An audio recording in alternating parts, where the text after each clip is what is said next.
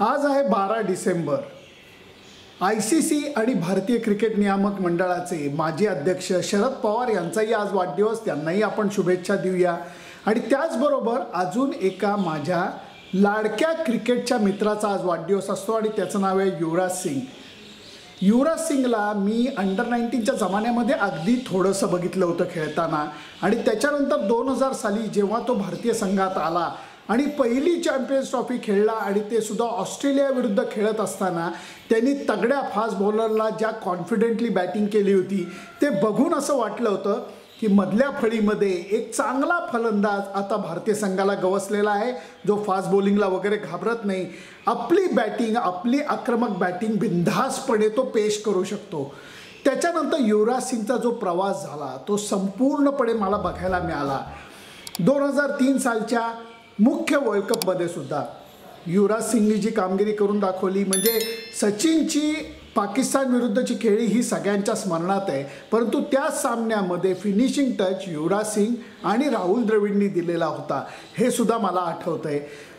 त्याच्यानंतर संपूर्णपणे त्याच्या बॅटिंगमध्ये झालेले बदल, त्याच्या बॅटिंगमध्ये झालेली प्रगती, या सगळ्या गोष्टी मला अनुभवायला मिळाल्या. 2006 साली भारतीय संघ जेव्हा लाहोर कसोटीमध्ये अडखळत होता त्यावेळेला युवराज सिंगने केलेलं शतक ही अफलातून होतं. काय क्लासी बॅटिंग त्यांनी केलेली होती. पाकिस्तानचे माजी खेळाडूसुद्धा अगदी तोंड भरून त्याची स्तुती करत होते. 2006 नंतर 2007 हे त्याच्याकरता फार मजेदार ठरलं, कारण 2007च्या वर्ल्ड कपमध्ये त्यांनी जो चमत्कार करून दाखवला, स्टुअर्ट ब्रॉडच्या 6 बॉलवरती 6 सिक्सर मारून, तोही माझ्या स्मरणात आहे. त्या 6 सिक्सर त्याच्या आईसोबत आम्ही बघितलेल्या होत्या डर्बनच्या क्रिकेटच्या ग्राउंडवरती. आणि त्यावेळेला त्याचा जो जोश होता तो अफलातून होता आणि कॉमेंट्री करत होता रवी शास्त्री. या सगळ्या गोष्टी आज मला आठवत आहेत. परंतु त्याच्या कारकिर्दीला 4 चांद जे लागले ते मात्र 2011 वर्ल्ड कपला.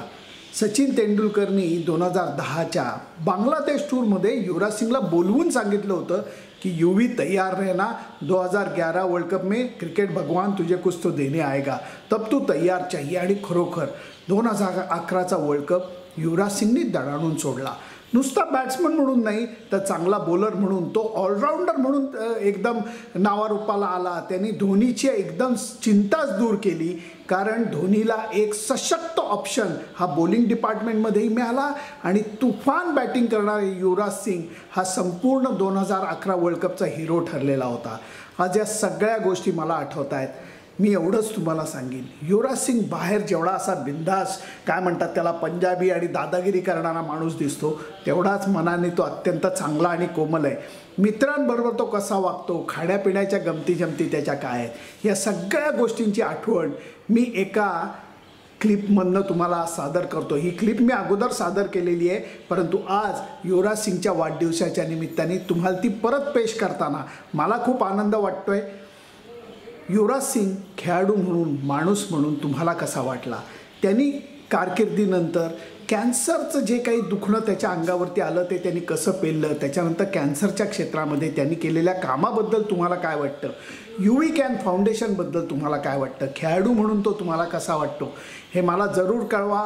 ही क्लिप तुम्हाला आवडली तर तुमच्या मित्रांना, मैत्रिणींना, क्रिकेटप्रेमींना तुम्ही शेअर करायला नक्की विसरू नका. त्यामुळे युवराज सिंगला वाढदिवसाच्या आपण खूप शुभेच्छा देऊयात आणि त्याला एवढंच म्हणूयात, खेळाडू म्हणूनही तू आम्हाला आवडतोस, माणूस म्हणूनही तू आम्हाला आवडतोस आणि तुझ्या कॅन्सरच्या क्षेत्रात चालू असलेल्या कामाला आमच्या खूप शुभेच्छा आहेत. हॅपी बर्थडे युवी.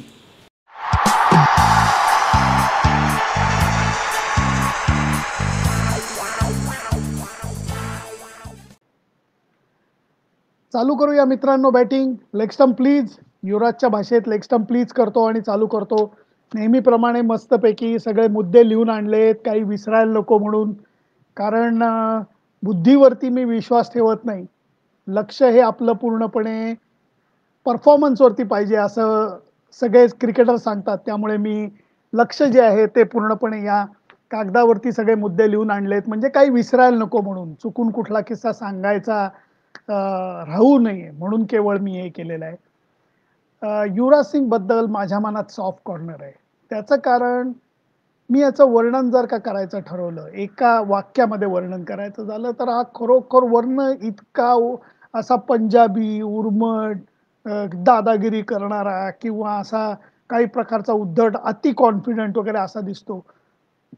तसा आहे तो थोडासा, पण आतनं एकदम ससा आहे. एकदम खोबरं आहे माहितीये का? गोड आणि मऊ खोबरं आहे. माणूस म्हणून दे धमाल आहे युवराज सिंग.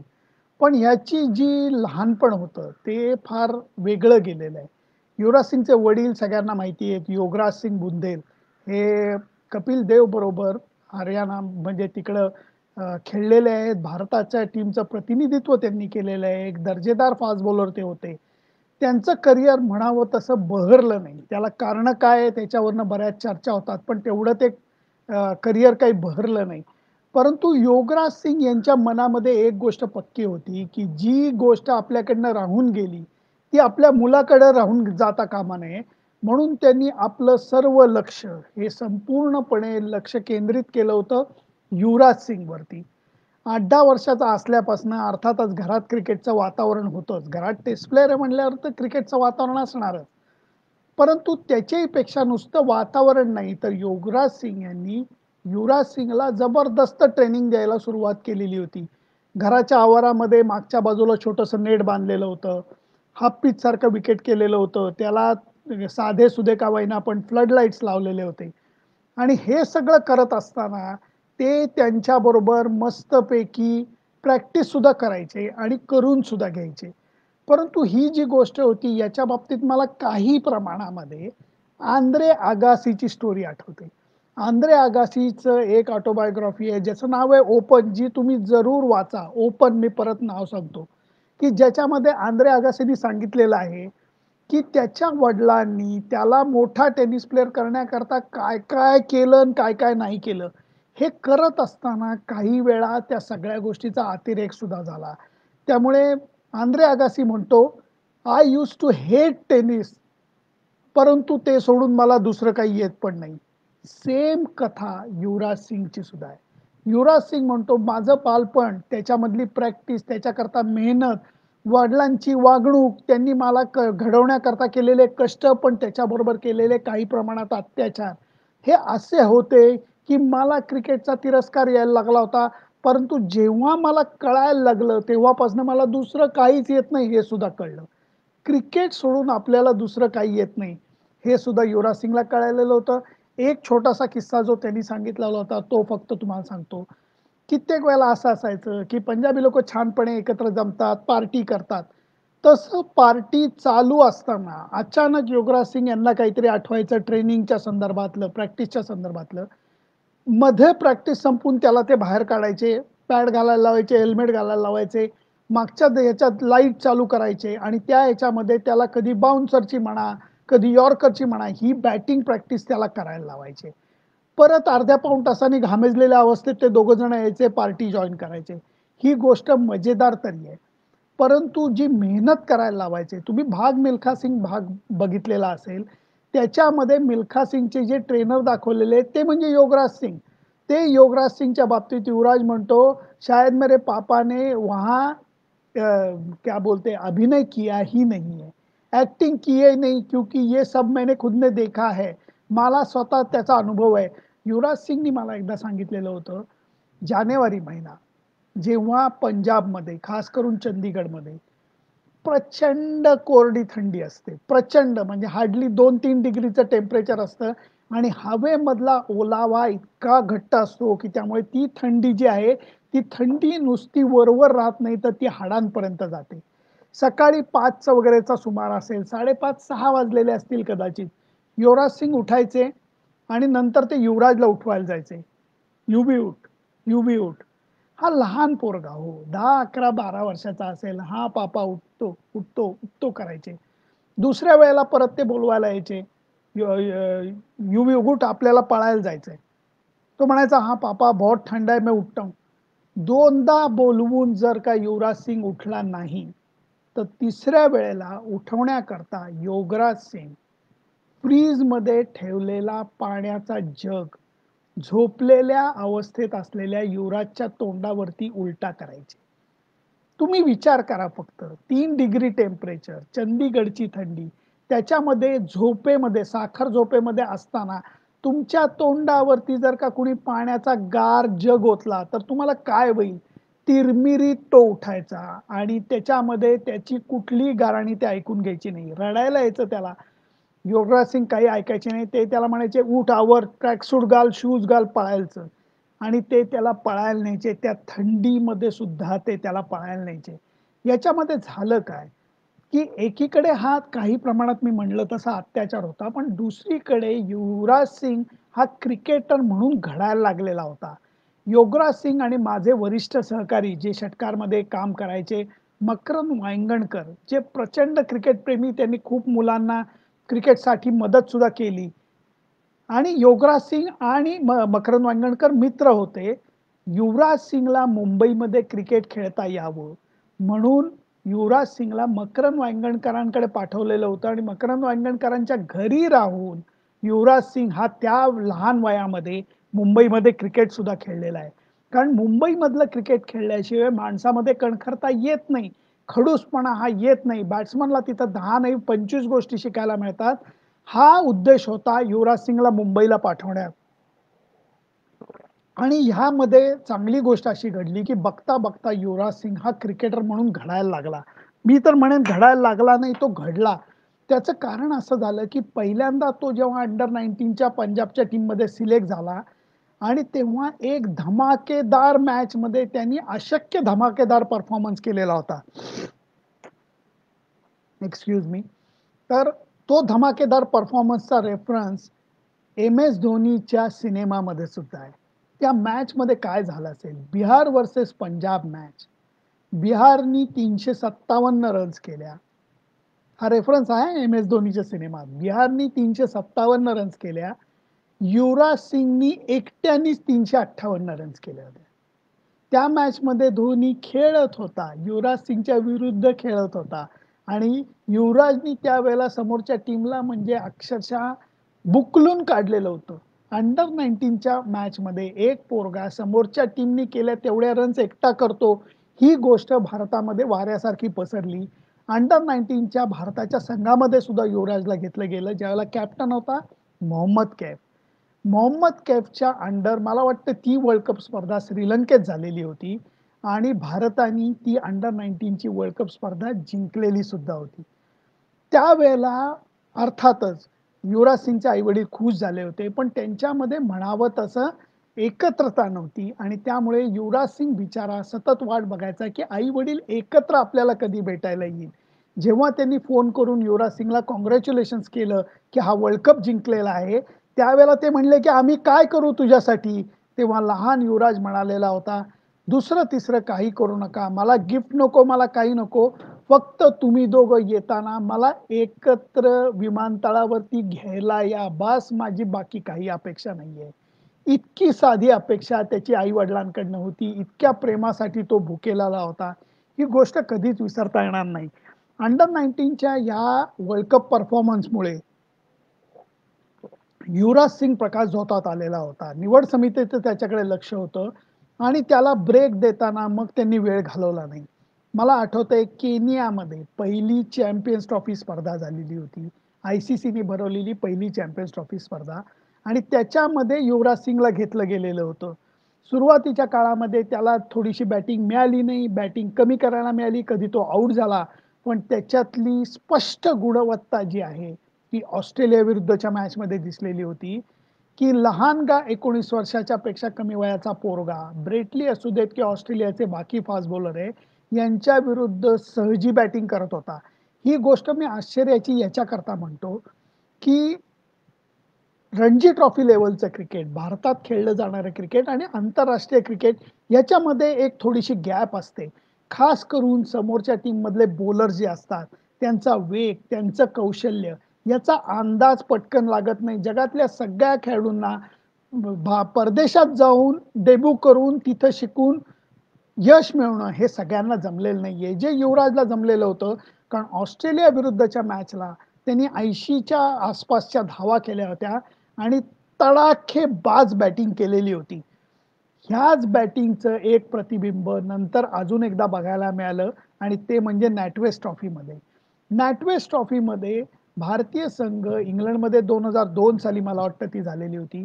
त्याच्यामध्ये त्यांनी सुरुवातीच्या काळामध्ये सुद्धा स्पर्धेमध्ये छान बॅटिंग केली होती. परंतु क्रंच सिच्युएशन आली लॉर्ड्सवरती. जेव्हा इंग्लंडनी खूप मोठा स्कोर उभारला, भारतीय संघाचा पाठलाग करताना जे बिनीचे बॅट्समन होते ते आउट झालेले होते आणि त्याच्यानंतर युवराज सिंग आणि मोहम्मद कैफ जे अंडर 90चे एकमेकाचे साथीदार होते, त्या दोघांनी पार्टनरशिप जी केली ती अफलातून होती. इंग्लंडची टीम जी होती ती नासिर हुसेनच्या अंडर एक अनुभवी टीम होती. कॉमेंट्री बॉक्समध्ये एक से बडकर एक मोठे प्लेयर होते. मायकेल होल्डिंग होता, यान बोथम होता, डेव्हिड गॉवर होता, डेव्हिड लॉईड होते. हे सगळे जण असे होऊन बघत होते की भारताचे दोन तरुण बॅट्समन इतक्या प्रेशर सिच्युएशन मध्ये इतकी सुंदर पार्टनरशिप कशी रचू शकतात. युवराज सिंग त्यावेळेला एक अत्यंत डंख नसलेल्या म्हणजे साध्या चेंडूवरती कॅच देऊन आउट झालेला होता. 69 मला वाटतं धावांची अप्रतिम खेळी त्यांनी केलेली होती. परंतु संघाला गरज असताना मॅच जिंकून न देता आपण आउट होऊन परत आलो, याचं त्याला इतकं दुःख झालेलं होतं की त्याच्यानंतर तो लॉर्ड्स वरती ड्रेसिंग रूम मध्ये पोहोचल्यावर सुद्धा त्यांनी पॅड्स ग्लोव्ज काहीही काढलेलं नव्हतं. तो असाच्या असा बसलेला होता, जणू काही त्याला परत कुणीतरी बॅटिंग देणार होतं. आणि ज्या वेळेला मोहम्मद कैफनी शेवटपर्यंत बॅटिंग करून भारताला मॅच जिंकून दिली, तेव्हा पॅड घातलेल्या अवस्थेमध्ये युवराज सिंग लॉर्ड्स वरती परत उतरलेला होता आणि त्यांनी सौरव गांगुली प्रमाणे मोहम्मद कैफ वरती 6-7 फुटावरनं उडी मारलेली होती. या गोष्टी विसरता येणार नाहीत. आता या 2000 ते 2002च्या प्रवासामध्ये युवराज सिंग खूप यशस्वी झाला होता असं मला नाही म्हणता येणार. परंतु भारतीय संघाला हे कळलं होतं की याच्यातली गुणवत्ता अचाट आहे, ह्याला आपण सपोर्ट केलेला होता. त्यावेळेला तो फिल्डिंग सुद्धा अफलातून करायचा, पॉइंटच्या भागामध्ये अफलातून फिल्डिंग करायचा. 2003च्या वर्ल्ड कप मध्ये भारतीय संघामध्ये तो होता आणि पाकिस्तान विरुद्धच्या सामन्यामध्ये सचिनची खेळी आपल्या सगळ्यांना आठवते.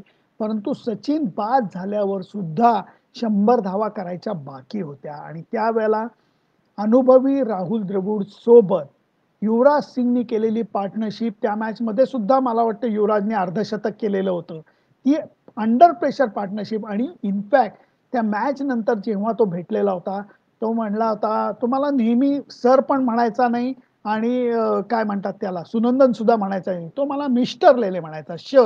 मिस्टर लेले, मिस्टर लेले बहुत मजा आया बैटिंग करने के लिए, ये जो माहौल होता है ना इंडिया पाकिस्तान इसका तो मुझे नशा चढ़ता है.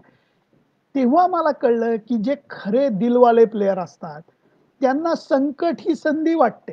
हे लक्षात घेतलं पाहिजे आपण सगळ्यांनी की भारत पाकिस्तान मॅच एवढ्या अपेक्षांचं ओझं वगैरे या गोष्टी त्यांना हादरवून सोडत नाहीत, उलट त्यांना प्रेरणा देतात आणि त्याच्यातला होता युवराज सिंग. 2003 साली मी मागच्या ह्याच्यामध्ये सुद्धा तुम्हाला किस्सा सांगितलेला होता की सौरव गांगुलीनी कैफ आणि युवराज सिंगला फिल्डिंग टीमचं कोच बनवलेलं होतं, कॅप्टन बनवलेलं होतं. आणि त्यावेळेला हे दोघं खास करून युवराज सिंग तो सिनियरना पहिल्यांदा नमस्कार करायचा आणि नंतर झाडमपट्टी सुद्धा करायचा की दादा ये. तो सौरव गांगुलीलाही सोडलेलं नाही त्यांनी, दादी वहां 2 रन नहीं थे, एक ही रन था, आपने कोशिश नहीं की. सचिन पाजी आपने छलांग मारी होती ना तो वो कॅच पकडा जाता. हे म्हणायला ही पोरं घाबरायची नाही.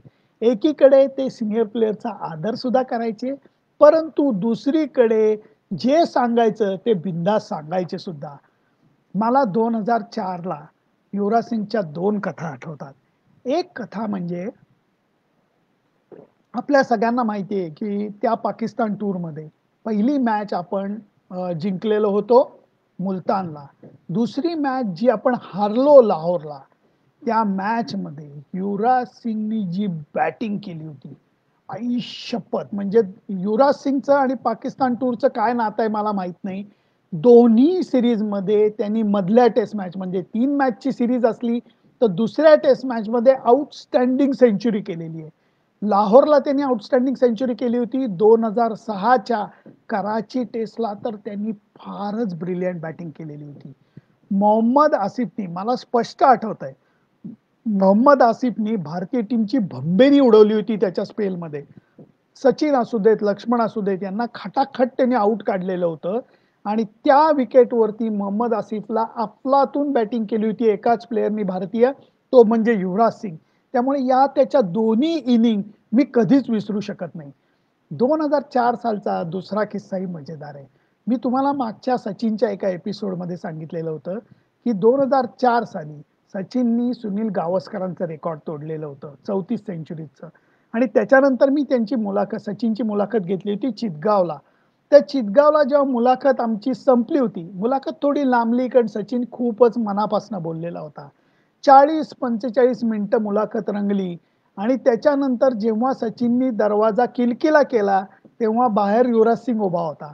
आणि आत येऊन पहिला तो म्हणाला, लेले सर, मिस्टर लेले, सचिन पाजी इतना टाइम हमें भी नहीं देते, अब बस भी करो, कितना निचोड़ोगे एक इंटरव्यू में. मतलब मैंने एक सवाल पूछा, यूवी पूछ सचिन पाजी को, मैंने एक सवाल पूछा. तो म्हणला वो सब ठीक है, अब चलो, पार्टी का इंतजाम हो चुका है. त्यावेळेला झहीर खान, युवराज सिंग, हरभजन सिंग यांनी सचिनसाठी वेगळी पार्टी केली होती. ह्या पार्टीमध्ये मेनू मी सांगत नाही आता, मस्तपैकी खाणं मागवलेलं होतं. त्याच्यासोबत अमिताभ बच्चनचा सिनेमा बघायचा प्लॅन होता. जमिनीवरती कागद वर्तमानपत्राचे पसरलेले होते, जेवण मागवलेलं होतं, सगळे पाय पसरून बसणार होते जेवायला.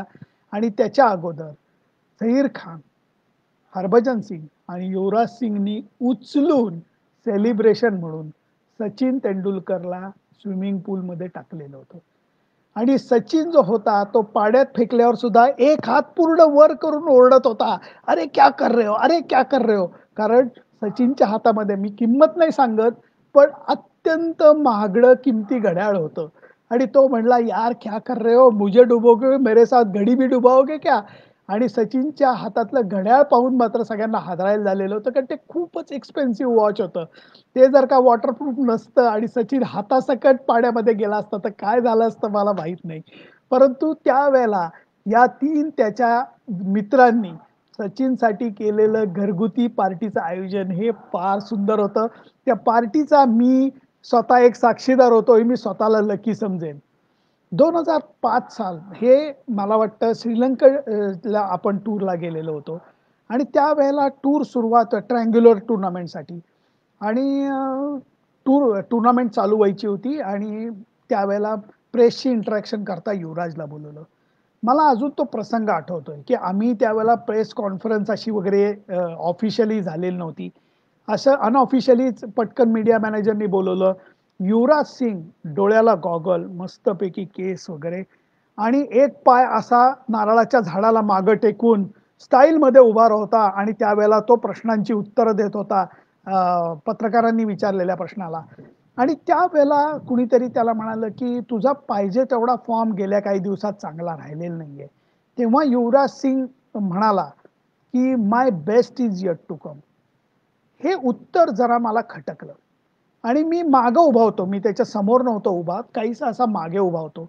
आणि मी मागणं विचारलं, युवी कब आएगा तेरा बेस्ट, 2015-20 कब आएगा तेरा बेस्ट. त्यांनी खटकन वळून पाहिलं आणि नंतर म्हणला, नहीं नहीं मुझे थोड़ी देर ही हुई है, 4 साल 5 साल मुझे हो गए इंटरनेशनल क्रिकेट में आए हुए, मेरा बेस्ट आने के लिए मैं जी तोड कोशिश करूंगा. प्रेस कॉन्फरन्स संपली आणि सगळे पत्रकार जायला लागले. तर त्यांनी मला नेहमीप्रमाणे गेला, मिस्टर लेले इधर आओ. तर मी त्याला भेटायला गेलो. मला म्हणला, मिस्टर लेले नाराज हो. म्हणलं क्यों. नहीं आपने खट करके सवाल पूछा कि तेरा बेस्ट कब आएगा 15-20 2015-20 में कब, नाराज हो. मतलब यू बी ऑनेस्टली स्पीकिंग, हाँ थोड़ा सा नाराज हूँ. मतलब 5 साल हो गए यार. एक तो तू 24 घंटा सचिन पाजी के साथ रहता है, युवराज सिंह राहुल द्रविड़ के साथ बात करता है, क्या सीख रहे हो इनसे, कंसिस्टेंसी कहाँ है.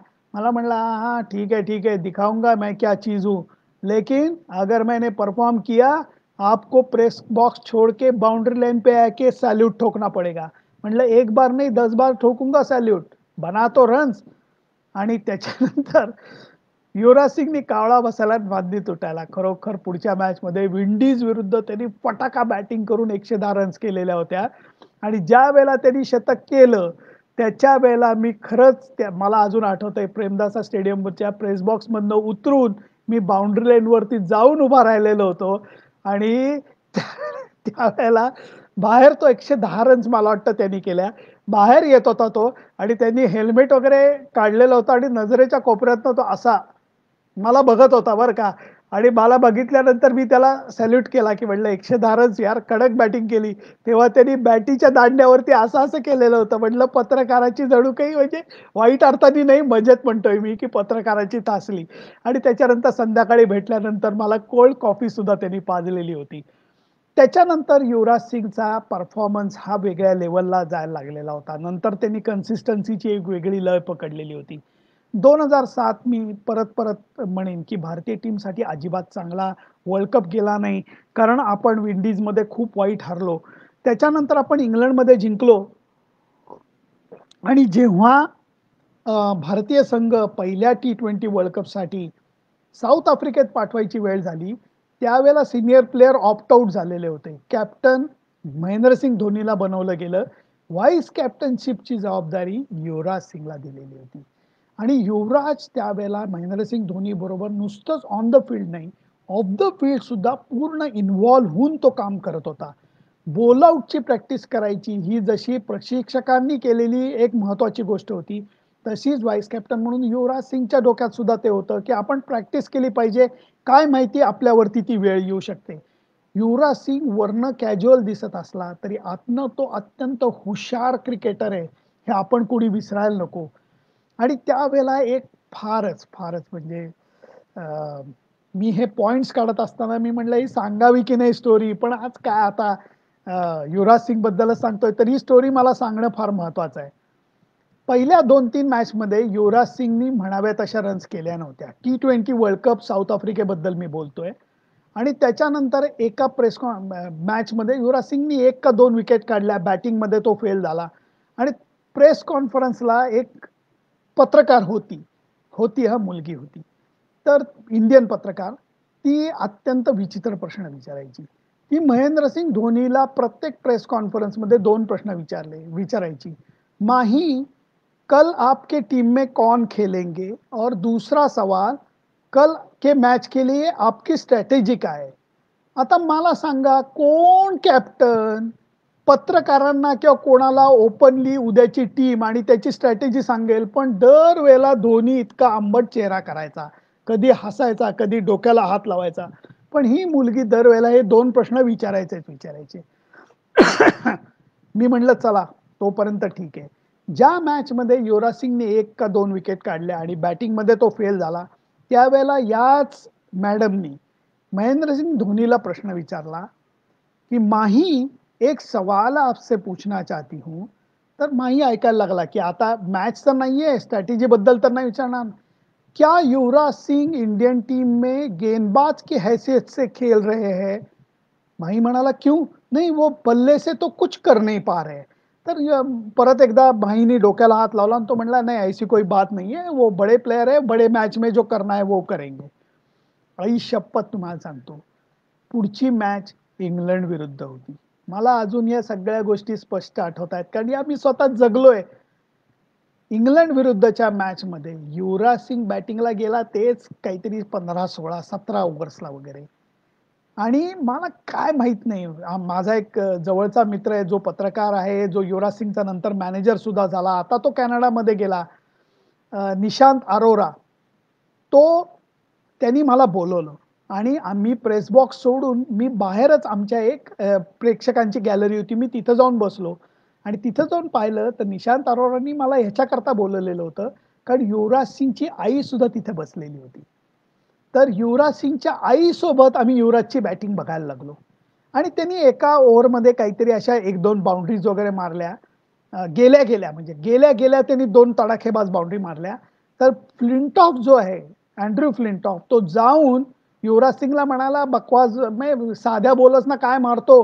लांब सिक्सर मारून दाखव, मोठ्या बॉलरला मारून दाखव." हे बोलल्यानंतर पंजाबी जाट भडकला आणि त्याला तो म्हणला, "तू बॉलिंग टाक, तुला दाखवतो मी काय करतो ते." असं बोलणं झालं आणि माहीनी त्याला शांत केलं. धोनी त्यावेळेला मैदानावरती होता. हे खूप चांगली गोष्ट आहे. त्यांनी शांत केलं. पुढची ओव्हर स्टुअर्ट ब्रॉडची होती. त्यांनी काय केलं हे मी तुम्हाला काय सांगू? आपल्याला सगळ्यांना ते तोंडपाठ आहे. पण ह्याच्यामध्ये पहिली सिक्सर मारली, दुसरी सिक्सर मारली, तिसरी सिक्सर मारली.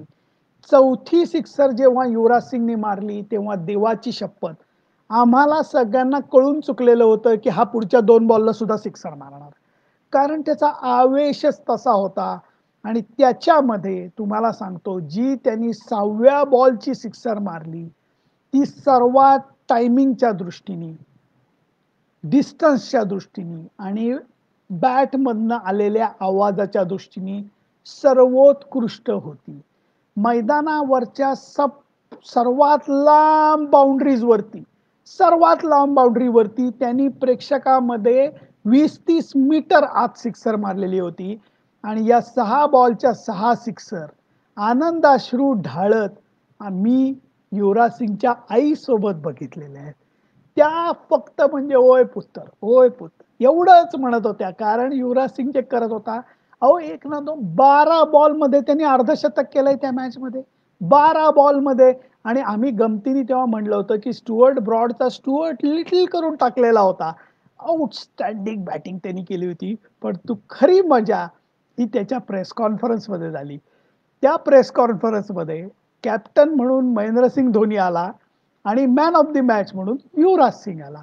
तर युवराज सिंग जस्ट बसायला माही बसला आणि तो मला पहिल्या रांगेत मी बसलो होतो. मला म्हणला, लेले साहब वो कौन मैडम पूछ रही थी यूवी बैट्समन है या नहीं. युवराज सिंग जस्ट खुर्चीत बसायला निघालेला होता.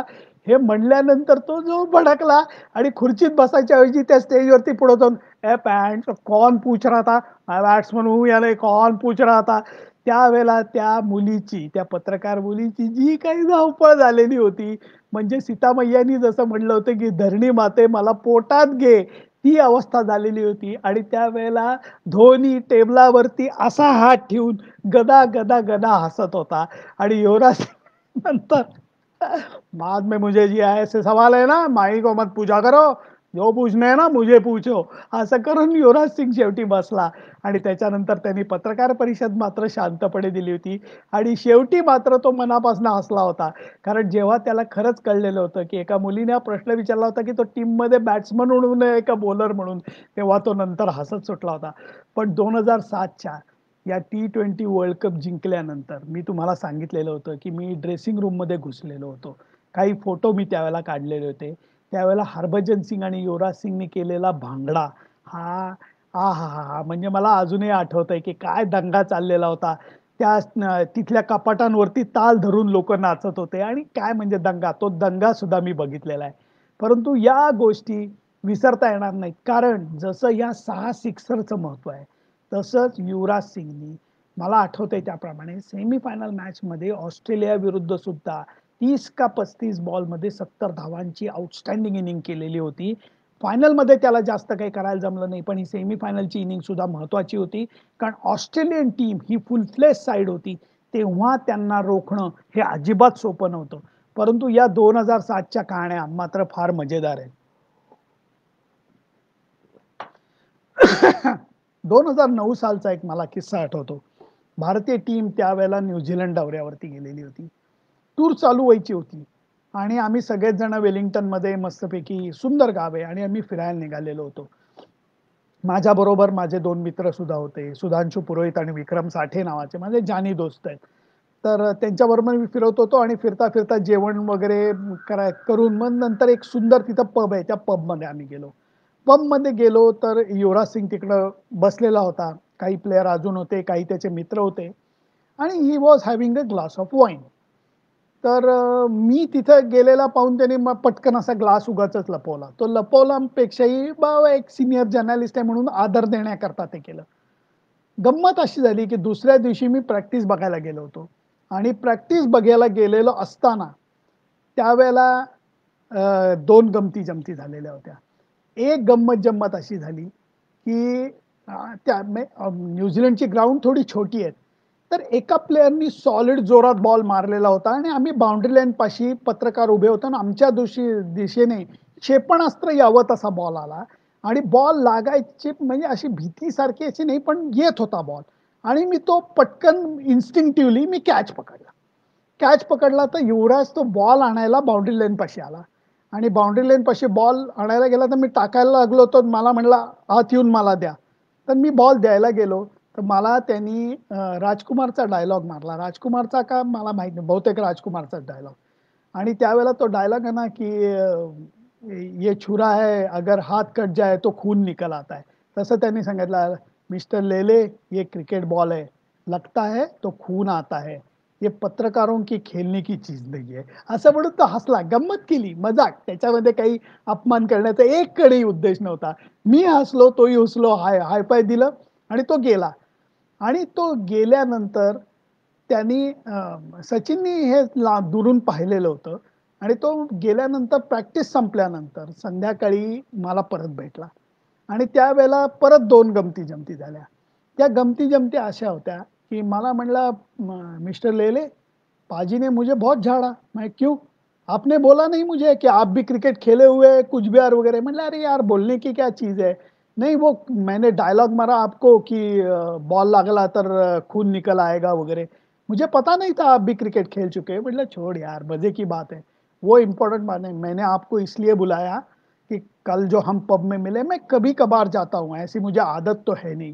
म्हटलं, "यू भी एक चीज़ ध्यान में रख, मैं ऐसा जर्नलिस्ट हूँ की तू ऑफ द फील्ड क्या करता है, मी कधीही डोकं खुपसायला येणार नाही. मैदानावरती तू काय करतो ह्याच्याकडे माझं लक्ष आहे. त्यामुळे हे गॉसिपिंग, या चुगल्या हे करण्यात मला एक कणही इंटरेस्ट नाही. त्यामुळे तू पहाटे 4 पर्यंत जरी पबमध्ये थांबलास आणि दुसऱ्या दिवशी 100 केलीस, माझ्यासाठी ती 100 महत्वाची आहे. त्यामुळे तू बाकी काही कर, मला अजिबात याच्या." तेव्हा त्यांनी मला मिठी मारली होती. तो म्हणला, "मेरा बोझ हलका हो गया." म्हणजे त्याला असं वाटत होतं, की मी सीनियर जर्नलिस्ट म्हणून त्याच्या बाबतीत कशा दृष्टीने पाहतोय. पण या सगळ्या गोष्टी आज जेव्हा आठवतात, तेव्हा 2011 पाशी आपण येऊन ठेपतो. 2011 साली भारतीय टीम वर्ल्ड कपच्या अगोदर बांगलादेश टूरला सुद्धा गेलेली होती. आणि बांगलादेश टूरला युवराज सिंगनी मला स्वतः ही गोष्ट सांगितलेली गोष्ट आहे, की त्याला सचिन तेंडुलकरनी बोलवून सांगितलं होतं, "युवी तू तैयार आहेस का?" तो म्हणला, "पाजी कशासाठी?" तो म्हणला, "2011 वर्ल्ड कप आ रहा है, तू तैयार है क्या?" "पाजी वैसे तो मैं तैयार हूँ, क्यों आप क्यों पूछ रहे हो?" तो म्हणला, "मला असं गट फिलिंग आहे, क्रिकेट देव तुला काहीतरी द्यायला येणार आहे. त्याच्यासाठी तू तयार आहेस का? मेंटली, फिजिकली, इमोशनली तू तयार आहेस का?" तो म्हणला, "पाजी तयार हूँ." तेव्हा सचिन म्हणला, "माझे हे वाक्य लक्षात ठेव, कारण 2011 वर्ल्ड कप हा तू संघाला जिंकून देणार आहेस." तेव्हा युवराज सिंग म्हटला, "पाजी क्या बात कर रहे हो? तू मेरी बात ध्यान से सुख और ध्यान में रख." 2011च्या वर्ल्ड कपमध्ये युवराज सिंग नुसता बॅट्समन म्हणून नाही, तर बॉलर म्हणूनही चमत्कार करून दाखवला. कोणीही क्रिकेटरनी एका वर्ल्ड कपमध्ये 300 पेक्षा जास्त धावा, 15 पेक्षा जास्त विकेट्स काढलेल्या नाही. आणि या संपूर्ण ह्याच्यामध्ये मला महेंद्रसिंग धोनी एकदा बोलला होता. तो म्हणला, युवराज सिंग हा असा खेळाडू आहे, तो म्हणला फटाक्यांच्या माळेप्रमाणे. मी म्हटलं, "माही मैं समझा नहीं तू क्या बात कर रहा है?" तो म्हणला, "युवराज सिंग हा फटाक्याच्या माळेप्रमाणे आहे. मोठ्या टुर्नामेंटच्या सुरुवातीला जर का तो पेटला, तर फटाक्यांची माळ जशी पहिले 4 फटाके पेटवून, वाजवून थांबत नाही, ती शेवटपर्यंत वाजते. तसं युवराज सिंगचं आहे. मला चिंता म्हणे फक्त तो वर्ल्ड कपला सुरुवातीच्या 2 मॅचेसमध्ये चमकतोय की नाही याच्याविषयी आहे. जर तो सुरुवातीच्या 2-3 मॅचेसमध्ये चमकला, मला दिसतोय तो फॉर्म त्याचा जर का आढळला, तर लेले साहब ध्यान में रखो, ये धमाल करके रखेगा." युवराज सिंगनी त्या सगळ्यांचे अनुमान, अंदाज हे 100% बरोबर ठरवले. त्यांनी संपूर्ण वर्ल्ड कपमध्ये फटाक्यांच्या माळेप्रमाणे स्टार्ट टू एंड तो वाजत राहिला. आणि ह्याच्यामध्ये अजून एक महत्त्वाचा किस्सा घडलेला होता. आपल्या सगळ्यांना आठवत असेल, की क्वार्टर फायनल मॅच ही अहमदाबादला होती ऑस्ट्रेलिया विरुद्ध. आणि त्या मॅचमध्ये सुरुवातीला चांगली म्हणजे बॅटिंग करून इंडियन टीम एक बऱ्यापैकी रन्स चेस करत होती. रिकी पोंटिंगनी शतक केलेलं होतं. ऑस्ट्रेलियन टीम विरुद्ध 260, 70, 80चा स्कोर मला परत तो आठवत नाही. पण तो चेस करणं अंडर प्रेशर क्वार्टर फायनल मॅचमध्ये ही सोपी गोष्ट कधीच नसते. त्यातनंही अर्धशतक करून सचिन तेंडुलकर आउट झाला आणि जेव्हा युवराज सिंग आणि सुरेश रैना बॅटिंग करायला लागले आणि त्यावेळेला युवराज सिंगनी जी बॅटिंग केली होती, 100 नंबरी सोनं, मी असंच त्याचं वर्णन करेन. आणि त्या मॅचमध्ये युवराज सिंगला फिजिकल त्रास खूप झाला होता. खूप त्रास झालेला होता. त्याला मैदानावरती कोरड्या उलट्या होत होत्या. कोरड्या उलट्या. त्याच्या तोंडातनं काही पडत नव्हतं, पण त्याचं आतडं घशापाशी येत होतं. जेव्हा त्या मॅच संदर्भात दुसऱ्या दिवशी आम्ही टीव्ही शो केला होता न्यूज चॅनलसाठी, त्यावेळेला अँकर जी होती, ती अँकर मला एक फक्त नो बॉल टाकून गेली. तिने मला प्रश्न विचारला, की "सुनंदन, युवराज सिंग सारखे खेळाडू बॅटिंग बॉलिंग तर चांगली करतायत, पण त्यांच्या फिटनेसचा मुख्य हे आहे. हे लोकं मेहनतीत कमी पडतात का?" मी म्हटलं, "असं अजिबात नाहीये. मेहनत वगैरे सगळेजण भरपूर करतायत.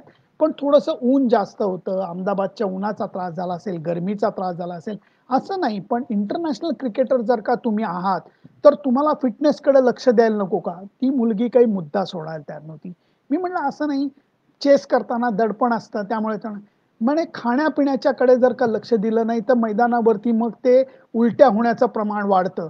या गोष्टींकडे युवराज सिंग सारख्या खेळाडूंनी लक्ष द्यायला नको का?" त्यावेळेला मात्र माझं डोकं सटकलं आणि मी लाईव्ह टेलिव्हिजनवरती म्हणलेलो होतो, की "मॅडम तसं नाहीये. दिसतं तसं नसतं म्हणून जग फसतं अशी एक मराठीमध्ये म्हण आहे, ही लक्षात ठेवा." ती म्हणाली, "म्हणजे काय?" म्हणलं, "म्हणजे काही नाही. मी म्हणलं तेवढंच लक्षात ठेवा. बाकी आपण वर्ल्ड कप नंतर बोलूया." आणि माझा चेहरा थोडासा रागिष्ट झाला, जो नॉर्मली कधी होत नाही. त्याच्यानंतर माझे जे संपादक होते निखिल वागळे, त्यांनी मला झापडलं, की "लाईव्ह टेलिव्हिजनवरती तू आपल्या अँकरला असं उलट उत्तर का दिलं?" आणि त्यावेळेला मी निखिल वाघांना म्हणलं, की "मी सुरुवातीला समजून सांगण्याचं 2 उत्तरामध्ये प्रयत्न केला.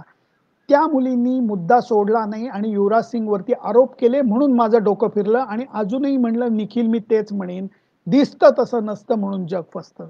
कारण त्यावेळेला युवराज सिंगला जो खोकला येतोय, तो खोकला हा साधा खोकला नाहीये, हे त्याच्या स्कॅनमध्ये स्पष्ट झालेलं होतं. एकदा मुंबईमध्येच हा स्कॅन करून जेव्हा ते परत आले आणि त्यावेळेला तो युवराज सिंग स्कॅन वाचत होता आणि अचानक विराट कोहली त्याच्या रूममध्ये आला आणि तो म्हणला, "युवी पाजी क्या कर रहे हो?" तो म्हणला, "नहीं स्कॅन देख रहा हूँ यार, शायद मेरे छाती में ट्यूमर है." तर त्यावेळेला विराट कोहली जाम भडकला त्याच्यावरती. त्याच्या डोळ्यात पाणी आलं आणि तो म्हणला, "युवी पाजी मजाक करने की भी कोई हद होती है. क्या बात कर रहे हो आप? ये बात मुझे बिल्कुल अच्छी नहीं लगी. कभी जिंदगी में ऐसी बात मत करना." असं म्हणून रडत-रडत विराट कोहली त्याच्या रूममधनं बाहेर झालेला होता. त्या बिचाऱ्याला माहिती नव्हतं, की युवराज सिंग चेष्टा करत नव्हता. युवराज सिंगच्या छातीमध्ये टेनिस बॉल एवढा ट्यूमर खरोखर होता. लंग्समध्ये जवळ त्याच्या टेनिस बॉल एवढा ट्यूमर होता. हा कॅन्सर होता आणि त्या अवस्थेमध्ये युवराज सिंग वर्ल्ड कप खेळला. 300 पेक्षा जास्त रन्स केल्या, 15 पेक्षा जास्त विकेट केल्या, मॅन ऑफ द टूर्नामेंट झाला आणि त्यांनी वर्ल्ड कप जणू काही एकहाती जिंकून दिला भारतीय संघाला.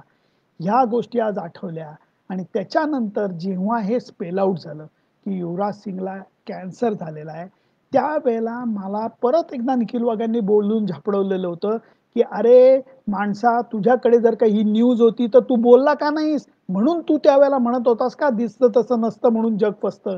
म्हटलं, "निखिल, सगळ्या गोष्टी पत्रकार म्हणून नसतात करायच्या. अखेर ती सुद्धा माणसं आहेत. त्याच्या छातीमध्ये खोकला नव्हता, ट्यूमर होता म्हणून त्याला कोरड्या उलट्या होत होत्या. ह्या गोष्टी माहिती असून सुद्धा त्याच्याबद्दल ना मी अवाक्षर कुठं बोललो, ना मी एकही गोष्ट लिहिली." एका अर्थाने एक पत्रकार म्हणून असं वाटतं, की महत्त्वाची न्यूजच मी लपवून ठेवली. पण दुसरीकडे एक मित्र म्हणून काही जी कर्तव्य असतात, काही जी कमिटमेंट असते, ती मात्र मी युवराज सिंगबद्दल पाळलेली होती. या युवराज सिंगबद्दल अजून एक गोष्ट मला खूप, खूप, खूप त्याच्याबद्दल आदर, अभिमान आहे आणि ती गोष्ट म्हणजे सोशल कॉज करता तो पळून धावून येतो. मला परत साल आठवत नाही, बहुतेक 2010चं किंवा 2012चं साल असेल. जेव्हा पुण्यामध्ये आम्ही एका शेतकऱ्यांच्या मदतीकरता एक मोठा कार्यक्रम केलेला होता आणि त्या कार्यक्रमामध्ये जेव्हा 10 पेक्षा जास्त लाखाचा चेक देण्यासाठी मी युवराज सिंगला यायची विनंती केली, तेव्हा तो अजिबात आढेवेढे न घेता सुद्धा IPLची टूर्नामेंट चालू असताना तो माझ्याकरता आलेला होता. ही झाली छोटी गोष्ट. खरी मोठी गोष्ट युवराज सिंगनी त्याचं फाउंडेशन उघडून केली. युवी कॅन या फाउंडेशनची स्थापना करून तो थांबला नाही. मित्रमैत्रिणींनो, 1.5 लाख अतिशयोक्ती करत नाहीये. 1.5 लाखापेक्षा जास्त कॅन्सर डिटेक्शनच्या टेस्ट युविकॅन फाउंडेशननी केलेल्या आहेत. कॅन्सर लवकरात लवकर उघडकीस यावा की ज्याच्यातनं ट्रीटमेंटला प्राधान्य मिळावं, लवकरात लवकर आजार बरा व्हावा, तो पुढे सरकू नये, याच्यासाठी युवराज सिंगने काम केलं. आणि इतकंच नाही तर अजूनही युविकॅन फाउंडेशनमधनं अफलातून काम तो करत आहे. याच्या वेळचा अजून एक फार गमतीदार किस्सा हा पुण्यातच घडलेला होता. पुण्यात मॅच होती IPLची काय इंटरनॅशनल मला आठवत नाही. ती मॅच कव्हर करायला मी गेलेलो होतो आणि मॅचच्या आदल्या दिवशी युवराज सिंगकडे कुणी जास्त बघत नव्हतं कारण बाकीचे मोठे प्लेयर्सकडे सगळेच बघत होते. दुसऱ्या दिवशी युवराज सिंगनी पुण्याच्या मॅचमध्ये फटाका बॅटिंग केली. तो मॅन ऑफ द मॅच झाला. आणि त्या दिवशी मला स्पष्ट आठवत आहे, शनिवार होता. मला युवराज सिंगच्या आईचा फोन आला. बेटे कैसे हो? म्हणलं माझी मैं ठीक हूँ, आप कैसे हो? बेटे मेरा काम करोगे? म्हणलं माझी सांगा तुम्ही काय काम करायचंय? नहीं UV पुणे में है, एक छोटा सा काम था. म्हणलं बोलिए बोलिए बेझिझक बोलिए क्या करना है? ते म्हणले आज शनिवार आहे.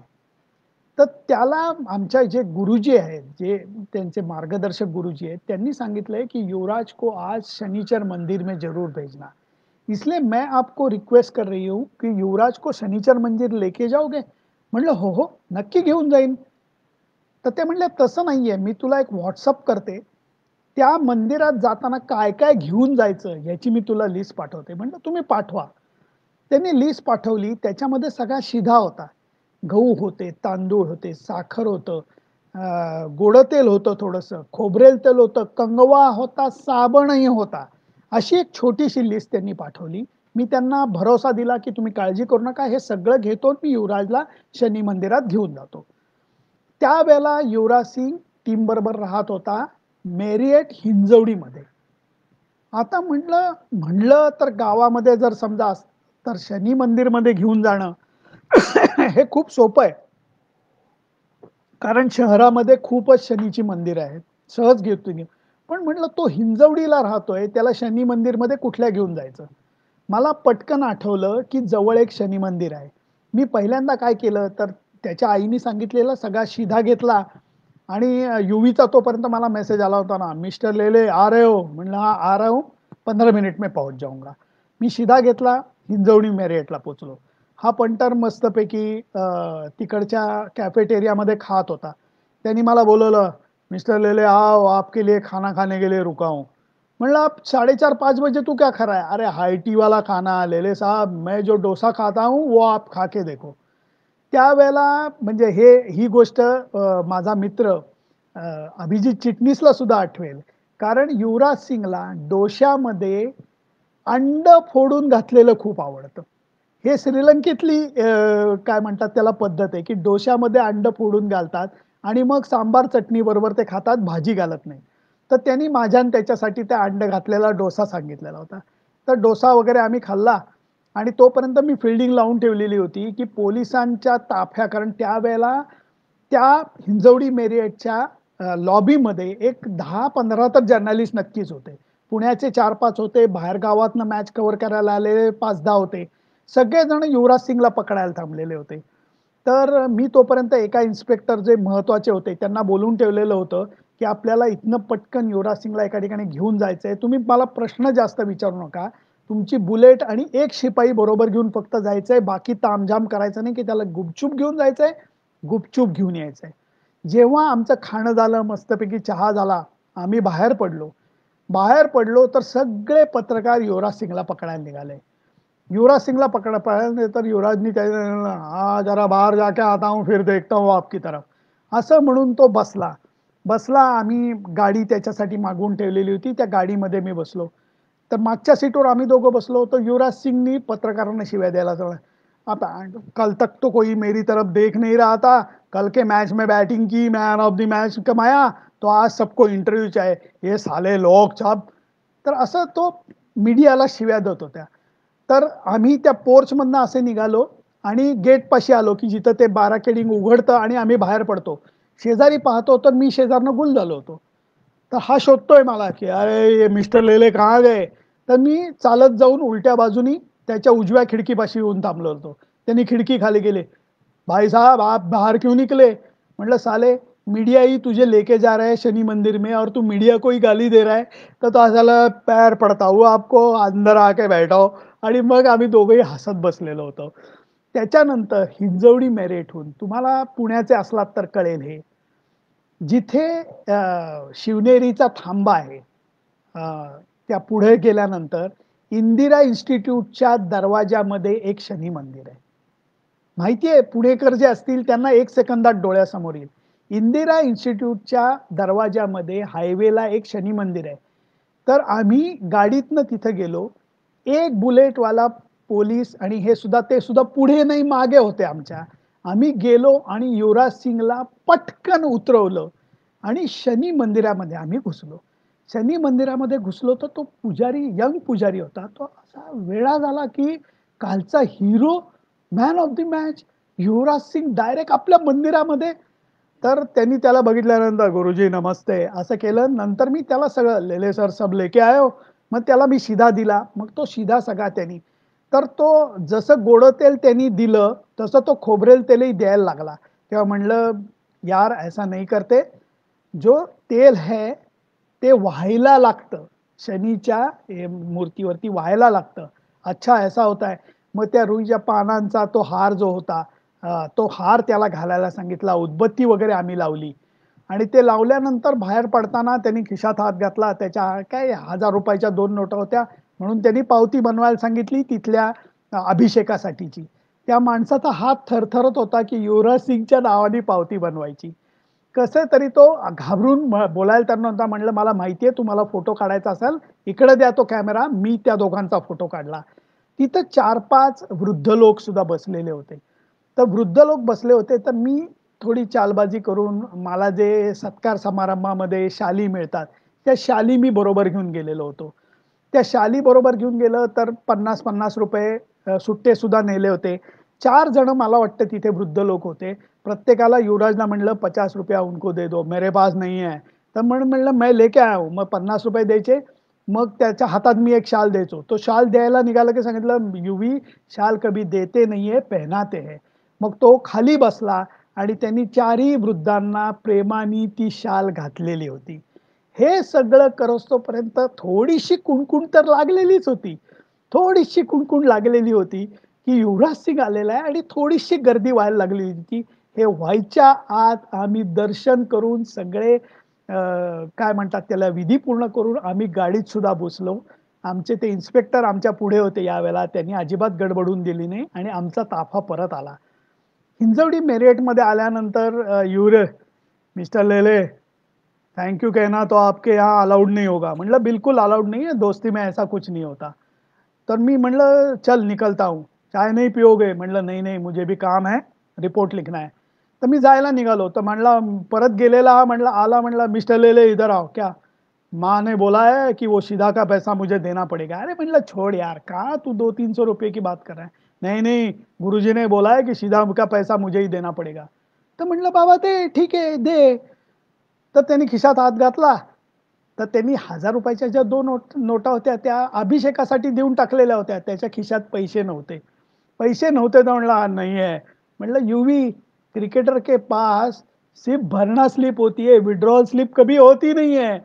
अब आप भी मेरी ले साहब असं करून तो आला मला मिठी मारली आणि नंतर तो गेला. फार मजा आलेली होती.